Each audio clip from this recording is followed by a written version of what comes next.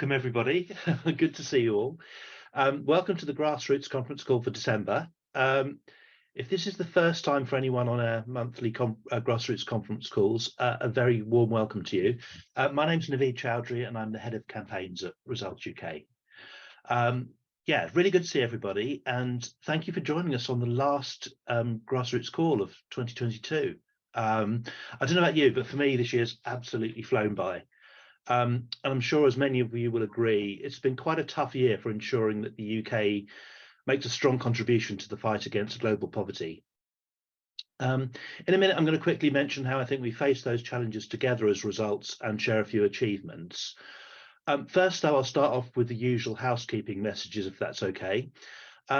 We're recording this call and we'll post the recording on our website for anyone who's missed it. So please feel free to turn off your video if you'd rather not be seen in that recording. When we post it up, we'll include all the links and resources that have been shared in the chat box during the call.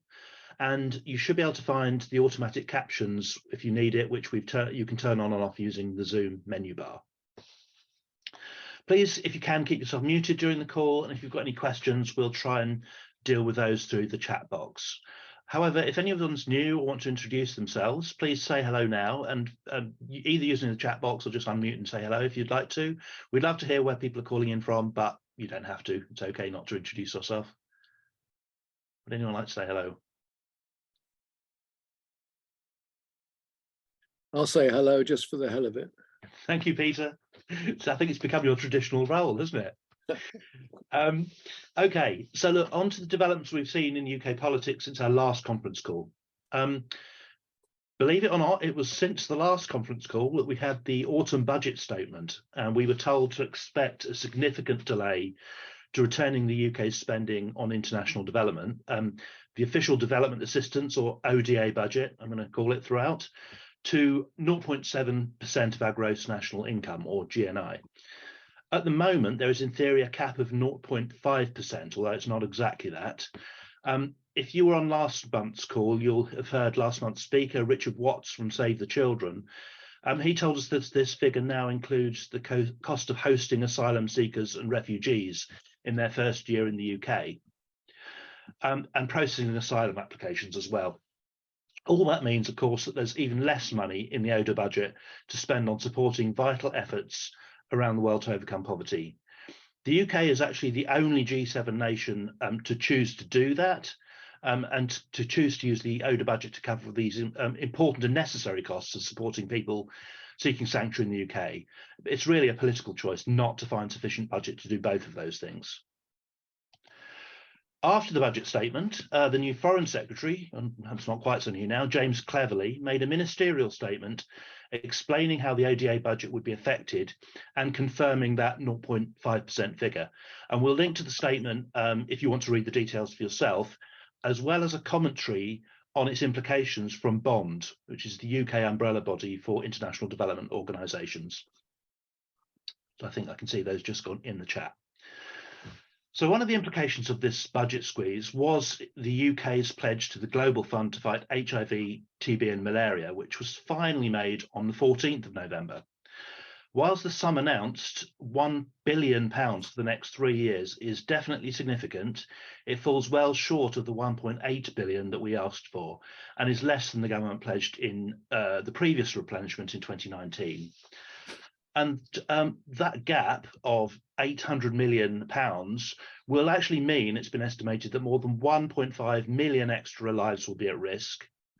34 million extra people will be infected by the three diseases, and 1.3 million fewer people will access TB treatment and care.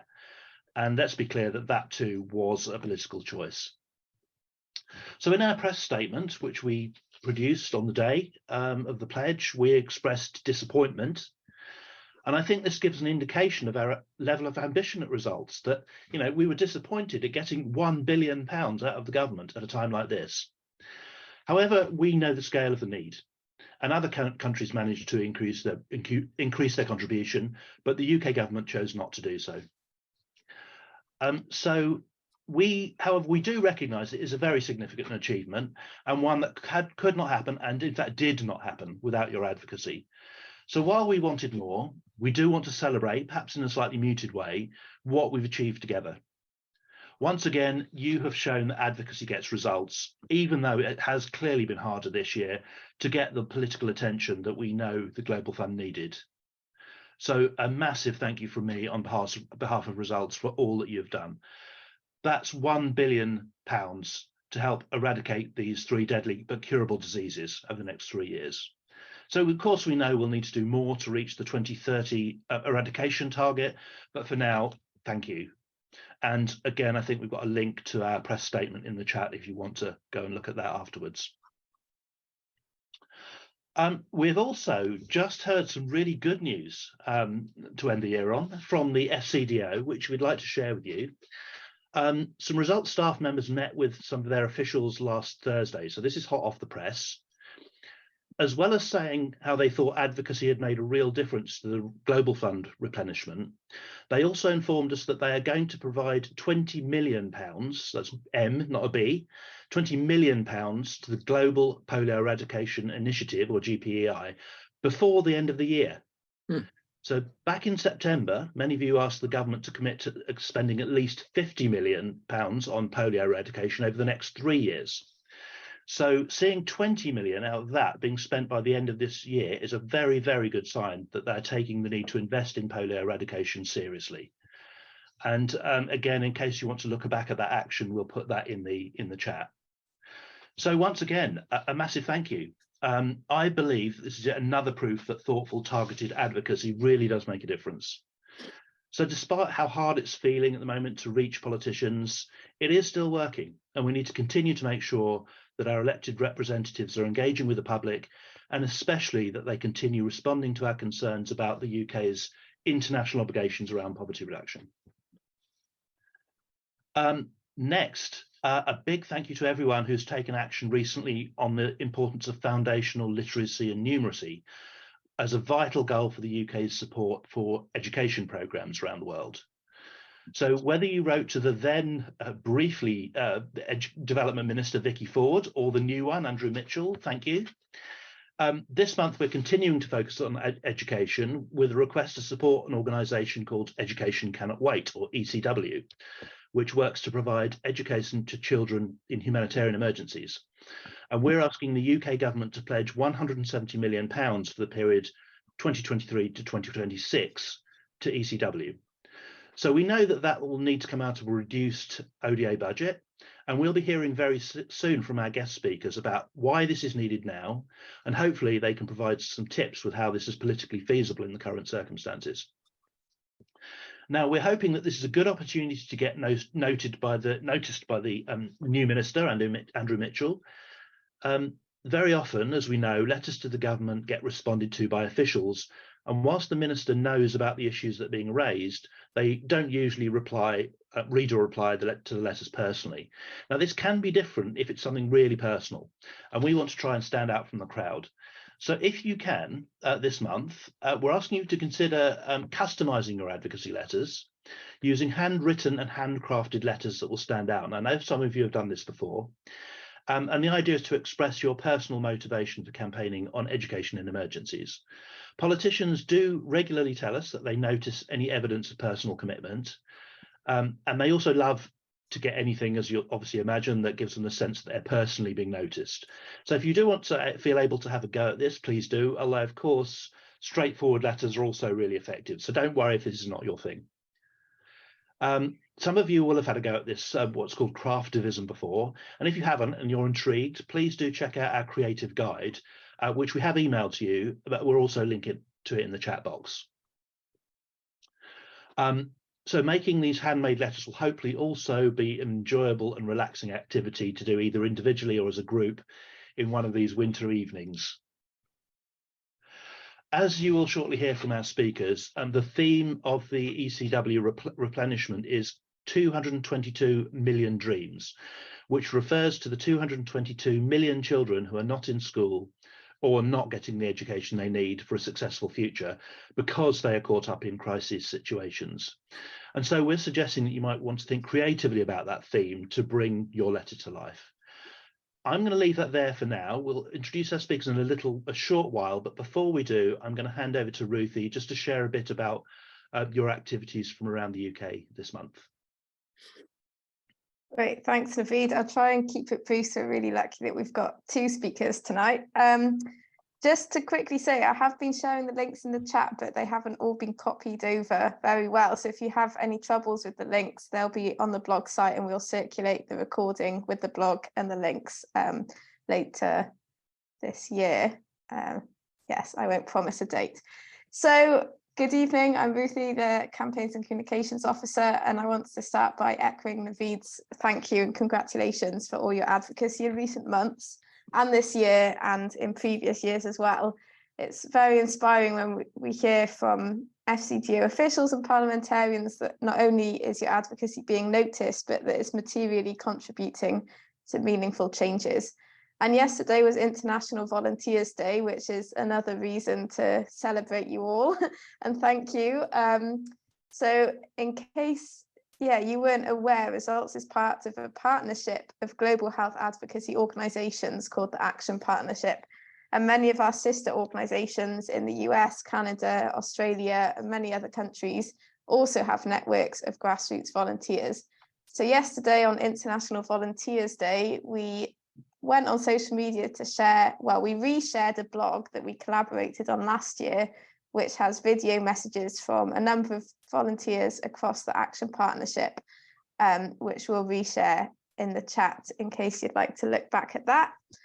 And as Naveed said, many of us are concerned about the ODA budget, and that was the focus of last month's action. So well done to those of you who wrote to your local newspapers or wrote blogs or took action to kind of raise awareness and show public support for ODA and the impacts of the cuts. So shout out to Cheshire and London, who I know have been working on things. I don't know if anyone on the call from Cheshire, London, or any other group that took the November action and wrote a blog or a letter would like to say anything. Hello. Yes, I did write a letter to our local newspaper, and Tara in our group did a nice illustration to go with it. It wasn't published this week, but I'll check to make sure it doesn't get published next week, maybe. But obviously it didn't have a local hook at all, so I just hope that the picture might have attracted them, but so far hasn't happened. But I might even think about sending a version of it to the national newspapers now. Well, it was a great letter and an illustration, so hopefully it'll get published somewhere. And yeah, I think the London group recently published a blog, so we'll share that as well. It was Clevie, Catherine and Stephen collaborated on a blog, and then they also did a post, I think through Canva on Instagram, on our London Instagram, for a shout out. So if anyone is on Instagram and wants to amplify that, that would be really nice. Thank you. Great, I will do that on the Results Instagram tomorrow.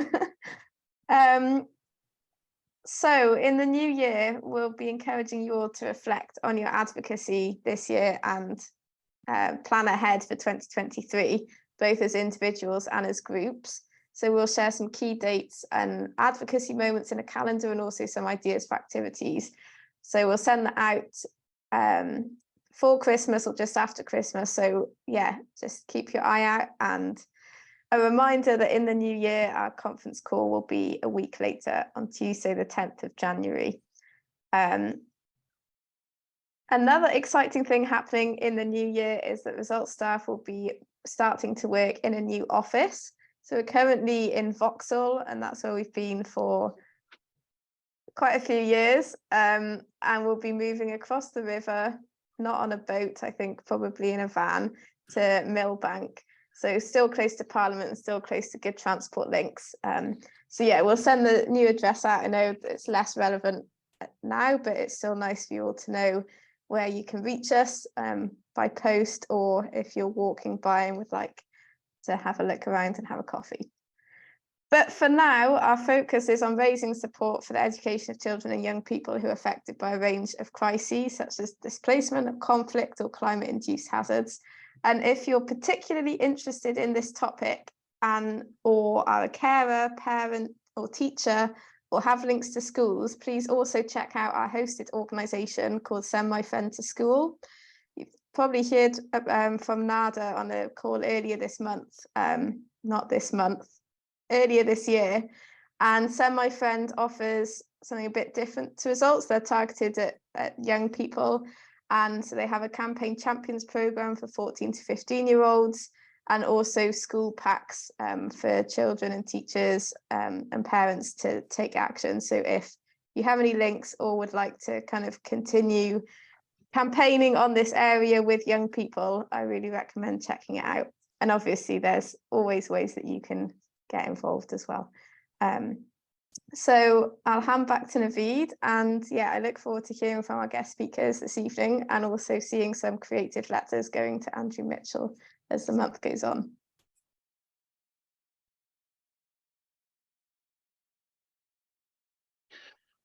Thanks, Ruthie. So it's my pleasure to introduce our guest speakers for tonight. I've seen that they've joined the call. So we have two speakers this month. I'm very happy to welcome Nasser Al-Faqih, who is the Chief of Strategic Partnerships at Education Cannot Wait, and Ben Sadek, who is Donor Relations and Strategic Partnerships Specialist, also at Education Cannot Wait.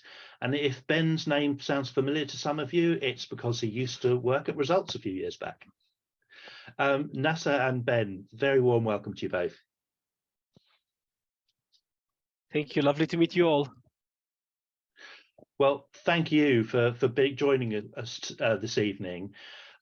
So you're joining, I'm sure you already know from your briefing, but I'll just recap. You're joining the Results Grassroots network on this conference call, and we have campaigners from right around the UK. And that's ranging from people who've been campaigning on international development for many, many years, but there will be others on the call who are really quite new.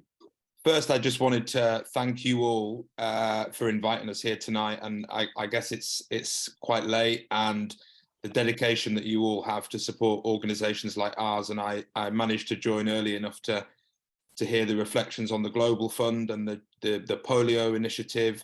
And as Naveed said, I know from my previous time working at Results how hard the grassroots campaigners work up and down the country. So it's a real honour to be here with you all today and to get to share with you all some updates on our work and how we can work together over the next month and beyond. It's lovely to meet all of you, and it's a great honor to hear also about the great work that you do and the influence that you do in the UK and beyond.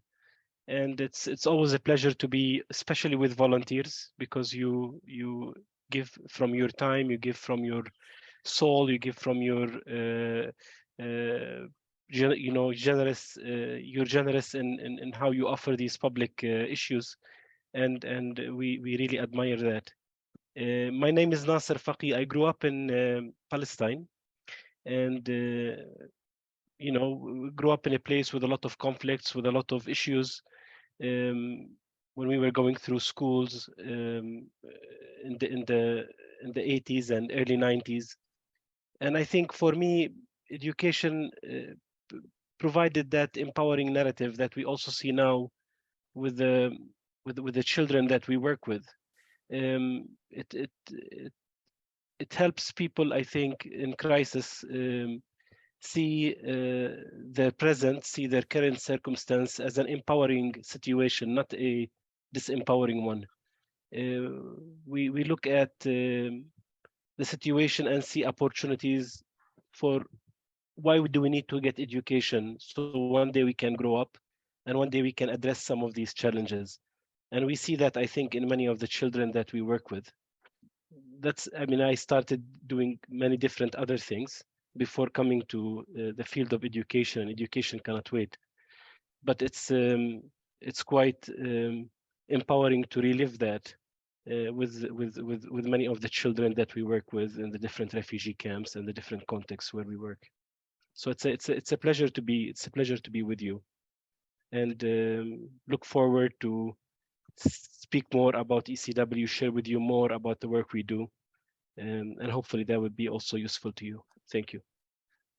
Thank you very much, Nasser. Thank you both. And wow, what a start. I mean, this call is all about bringing to life why we're talking about these issues and why we're talking about why these policy areas matter. And it is those personal stories, the personal stories of everybody who's affected by a lack of access to education or an interruption to education. And we're going to explore that more. So yeah, brilliant. Thank you both for kicking us off with those personal stories. So we're going to go to some prearranged questions as always before we open to the floor. First questioner, who I think is coming from Manchester.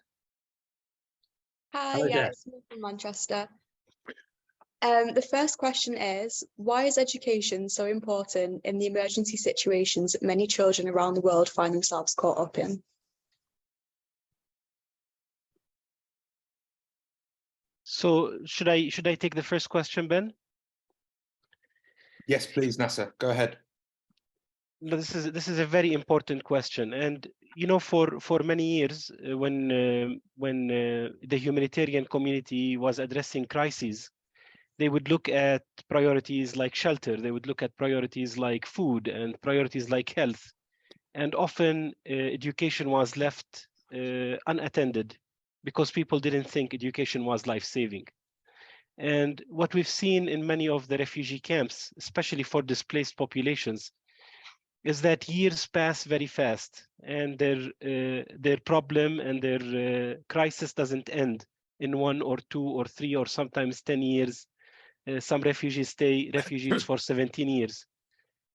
And if education is not started immediately as part of the humanitarian response, you see these children grow up very fast. They come to the age where they go into school, and they actually don't learn. They don't start school. Many of the children who were in school before they got displaced, you find that they got disconnected.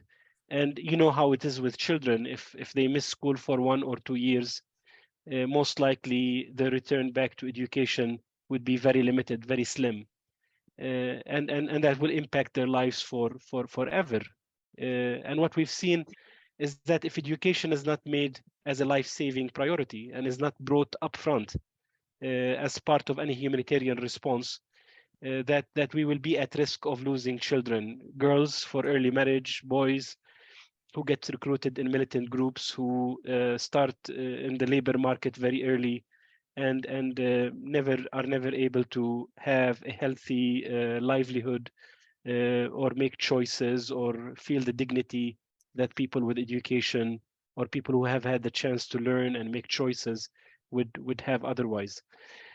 So education is extremely important. When ECW started, and because of also the effort of advocacy by many people like you around the world, they made a statement to governments that we need to address education and we need to start something that can help partners on the ground who are addressing crisis also address education. And from that effort back in 2015, because of a large global dialogue that became by conscious citizens like yourself, there was a decision in the 2016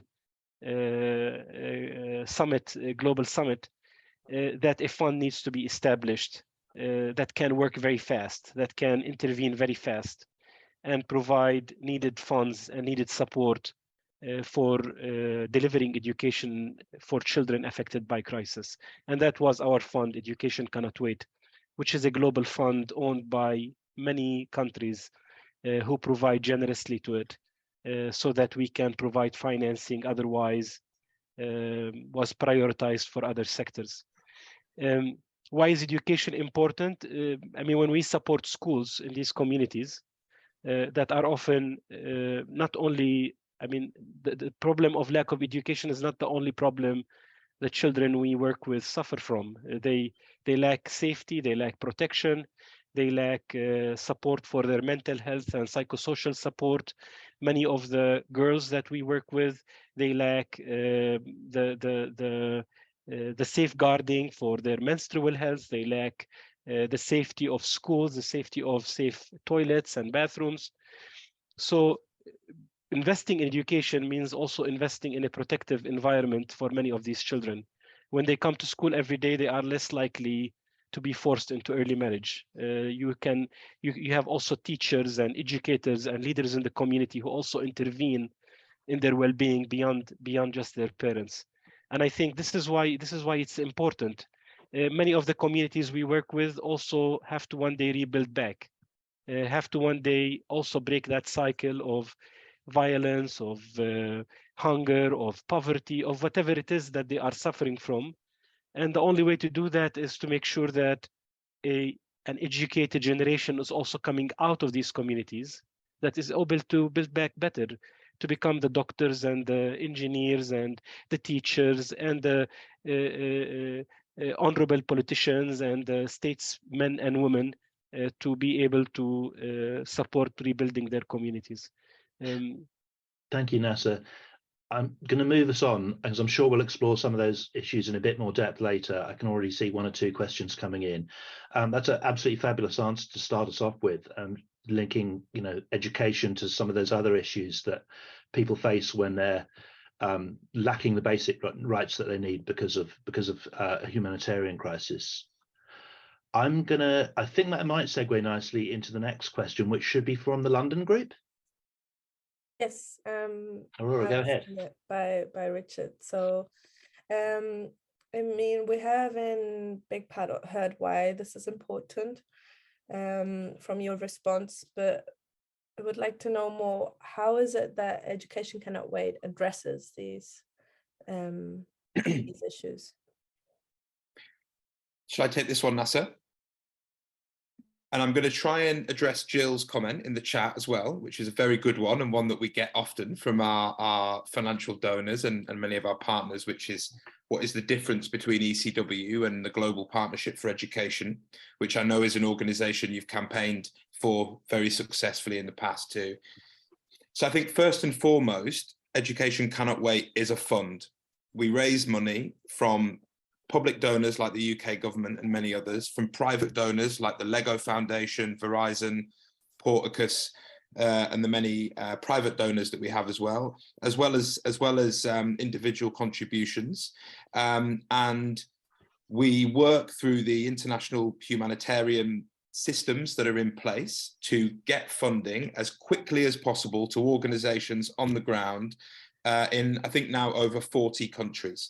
So these are countries, they're affected by conflicts, countries affected by natural disasters, countries affected by health emergencies. And what we do is we transfer that funding down to a lead organization, which is often a UN agency or an international NGO. And they are responsible for working with local partners, women's rights groups, human rights groups, and all of the different organizations locally that have a presence in the communities that are hardest to reach.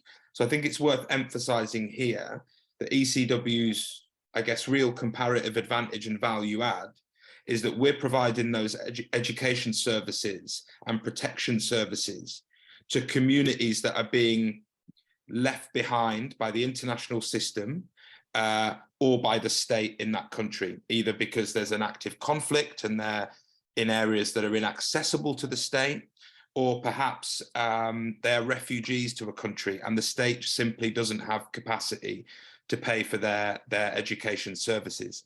So what we do is we mobilize the funding at the global level, we allocate that funding to different crisis contexts, and we distribute that funding as fast as we possibly can, whilst meeting all of our compliance and fiduciary risk, obligations, to our donors. And we start that from the onset of a crisis. So, for example, when the incredibly powerful typhoons hit the east coast of Africa back in 2019 and decimated parts of Mozambique and Malawi, within a matter of weeks, we were distributing funding to organizations that are kind of present in those communities. When the COVID-19 pandemic happened, within weeks, we were distributing funding to dozens of countries around the world. So kids in refugee camps, in active conflict zones, in areas affected by humanitarian crises, were able to connect to online learning opportunities. So they weren't left behind as a result of the world slowing down and many countries going into lockdown. Now, GPE, on the other hand, provides its funding to governments. Their primary function is to strengthen education systems, which is an obligation of the government of the state. ECW works through the humanitarian system, so we're much more focused on reaching populations. They might be at the borders of states in conflict, they might be on the move. Our primary function is to serve those furthest behind. Now, there is, I guess, a touch point at which the ECW funding has to feed in and support the work that GPE is doing, and we do that in many places.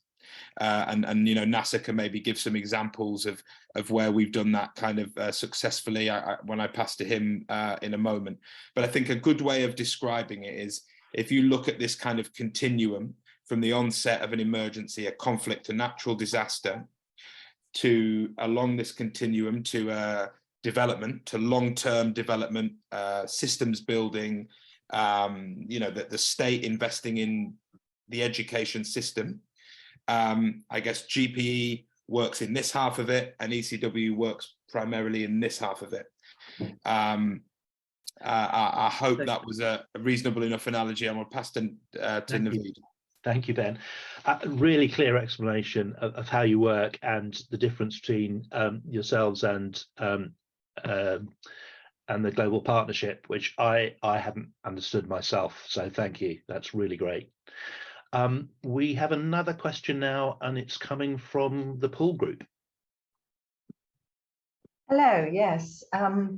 The Education Cannot Wait funding campaign is called 220 Million Dreams.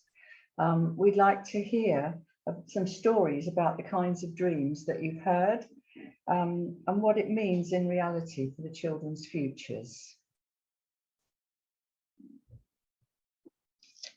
Thank you for this question.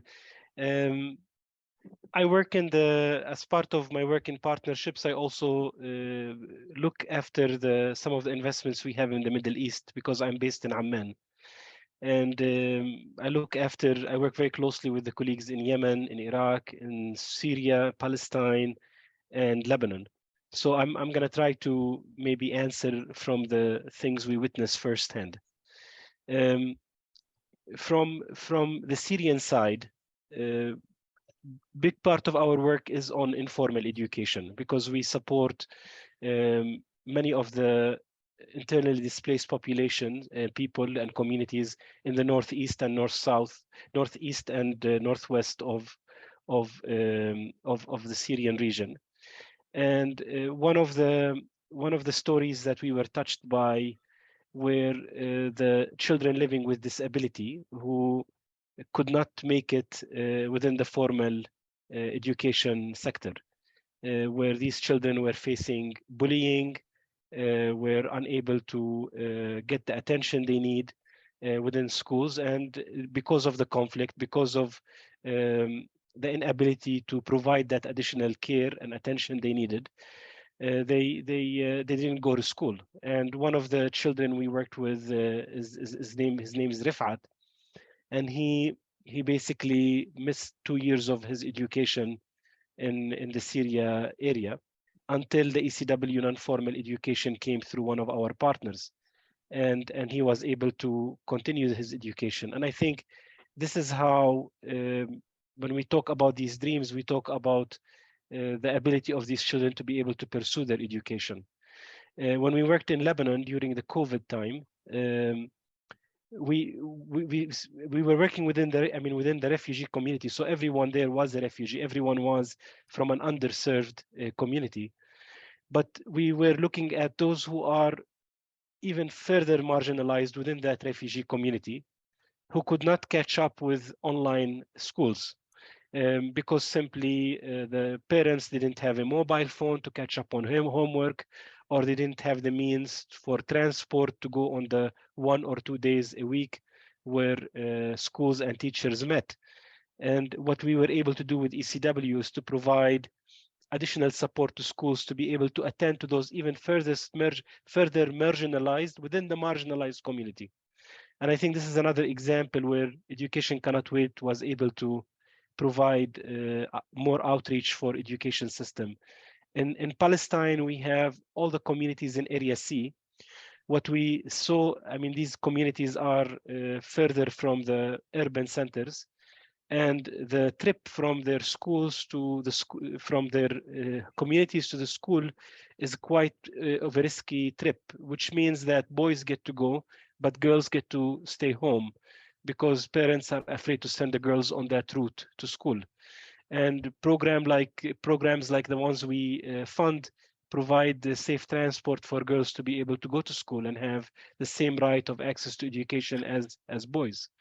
And you see a lot of these examples within our programs, because we have the flexibility of not only providing support to books and pens and pencils and learning, but also combine it with protection, with mental health and psychosocial support, and support to children living with disability, support to many of the services that ensure a comprehensive package for many of these children.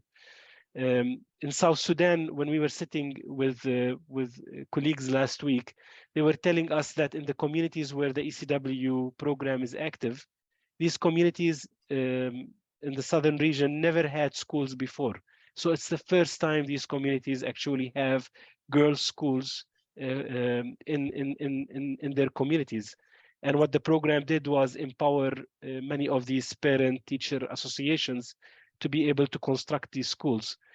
And with that, what that meant is that the community not only now has to worry about providing learning for girls, but also has to come up with new creative ways of how do we support families with livelihoods so they can free these girls to go to school, or what would be the policy when it comes related to early marriage. And I think the fact that there was a school for girls triggered a lot of other development that we think, and we would like to think, that it helped also the local community also invest more and more in what does it mean to do human capital development, and what does it mean to invest more in protective policy in these communities. But we have around 7 million children who receive the ECW more comprehensive package, which is continuous support to their learning for at least 3 years, which makes a big difference in the lives of these children. And each one of these children, you'll hear a story, you'll hear a different challenge, you'll hear a different dream that child has come closer and closer to achieve. Well, thank you, Nasser. We like dreams results, but we know that they have to be really practical and in order to be achieved. I love the way that you've made that come alive. You know, having that dream could be as simple as having that safe transport to school, or having education in a place that the state wasn't able to provide education at all before. That's just really, really great. And I'm sure people will want to pick up on some of that.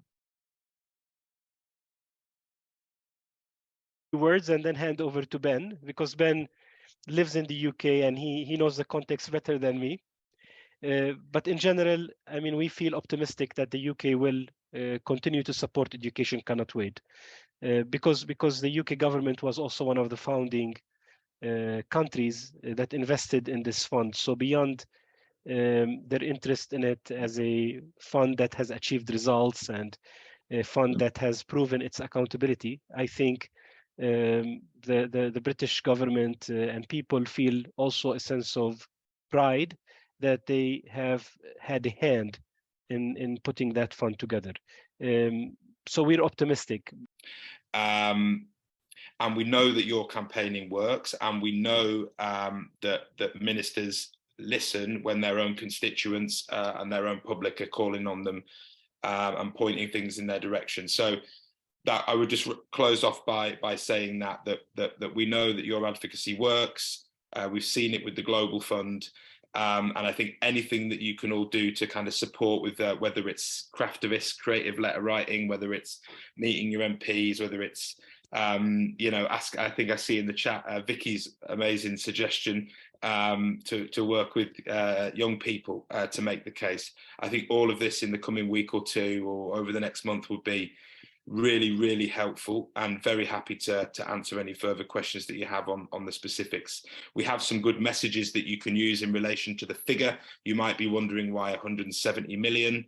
It's not as a round number like you call for the Global Fund and for some of the other multilaterals, but there's some good rationale behind that, which we'd be happy to explain if that's helpful. Thank you. There's been some great conversations in the chat about different places that ECW works, and there's been a link sent with all of the information about the different countries and contexts in which ECW works. I'm not going to go through those because I'm assuming that those links contain all the information that people are asking for.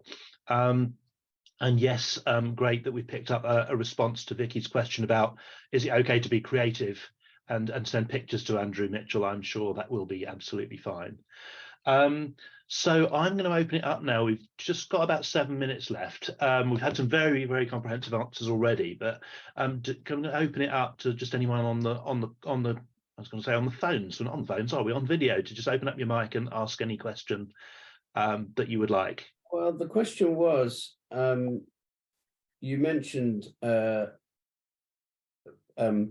helping re-establish education, and you mentioned specifically refugees who were on the move, and it amazes me if that's possible. So I was really asking, is that really possible?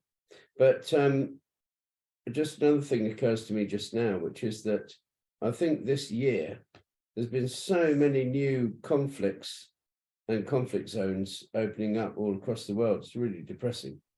So does that mean that ECW has a lot more kind of on its plate at this stage than it had, let's say, a year ago?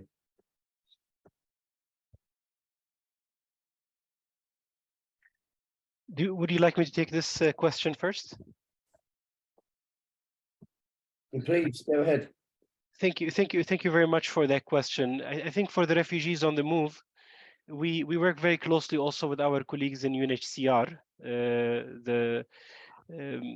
We also work with the Norwegian Refugee Council and few other partners who work very closely with displaced populations, and we try to also support them in some of the innovative solutions they provide, like online technology, mobile, and some of the things that aid the education of children on the move. But we also work in many refugee camps where there's a lot of refugees that come in and leave, and sometimes they return, sometimes they, I mean, you don't know what happens in their daily lives. But for example, in many of the settlements we work in Lebanon, we see many people shift back into Syria, then come back, and we work with many settlements also in Libya that see many families that come into the camp for a few months, then leave, the new families come. And I think this is a bit more challenging, but our partners, because we don't deliver ourselves, we provide the financing and we provide the continuous and predictable support for the partners to be able to think creatively about some of these solutions. But we do hear that they are able to address that as well. But it's you know, as you can imagine, it's quite challenging. Crises are escalating and are also expanding. And I think after COVID, with the financial pressures that many host governments are facing, so for example, take Lebanon as an example, the country itself is in an economic and political crisis, while also hosting more than 2 million Syrian refugees. So what they used to be able to provide before, they cannot provide anymore. And with also decreased ODA support from governments, it means that these governments are leaving many of these refugees without proper service because they're prioritizing their own citizens. You see that also in Iraq, in the attending not only to Syrian refugees, but also to Iraqi returnees and internally displaced populations whose cities were completely destroyed. Nobody is rebuilding back their cities and communities. You see it also in Africa, everywhere. The escalation of the crisis in Mali, Burkina Faso, the influx of refugees, the escalation in Uganda with also the high influx of refugees.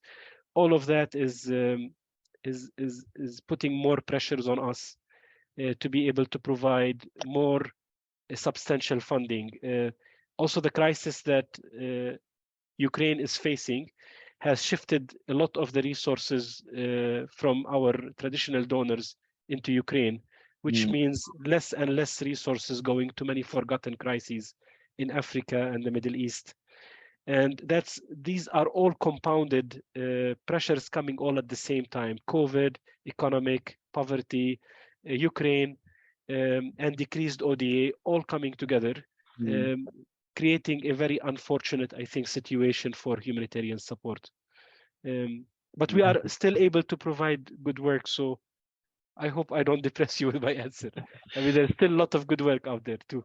That is a sobering note, but really a very, very clear indication of why ECW is needed so much. And we are into our last minute of the call, so I'm going to kind of put the lid on it there. But thank you both for a really, really clear explanation of what ECW does, why it's important. You've brought so many aspects of that clearly to life. And I noticed that Ben has put in the chat box a link to the ECW investment case, which I think will include lots of the detail that he's brought to us on this call, that hopefully you can use in your letters and think of your own creative ways to really focus in on those key arguments that Ben mentioned. So look, thank you both so much, and also particularly Nasser, I know where you are, it's really, really late, so thank you so much for spending the time with us. It's really appreciated. I hope this will all help you think about how you might want to support ECW's 222 Million Dreams campaign.